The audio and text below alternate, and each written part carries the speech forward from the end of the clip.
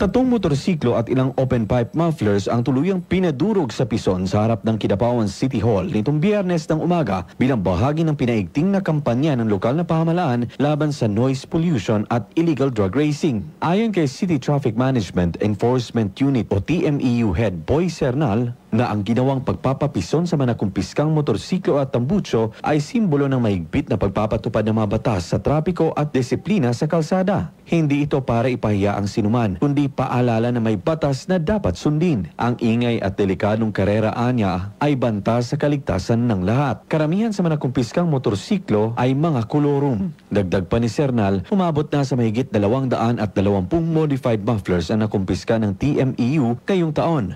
Mas mababa kumpara sa halos 500 tambutso na nasamsam noong 2020. Ipinapakita umano nito na unti-unting nababawasan ang mapasaway na motorista sa lungsod. Bilang tugon, magdaragdag umano ng 25 checkpoints sa mga lugar na madalas pagdausan ng drag race upang mas mapigilan ang ganitong aktibidad. Hindi anya ito para pahirapan ng mga motorista, kundi para protektahan ang mga kabataan at mga mamamayan.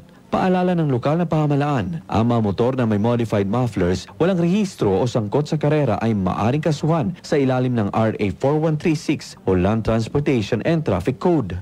Para sa atanan no, labi pa ka ng Superman o ka ng mga waswasanay, nakita niyo, tinudanay gini atong gibuhat sa atong gobyerno, pangunahan sa atong Mayor Atty. Pao. Atong yung ipapison, kani magod dili kay ingon na gasto sa inyo, kung nili proteksyon ni sa mga kabataan o labi na yun, proteksyon sa ginikanan at ako na mag yung gasto mag-hospital. Inihayag naman ni Kidapawan Mayor Atty. Jose Paulo Evangelista na hindi sila titigil na habulin ang sangkot sa naturang mga illegal na aktibidad.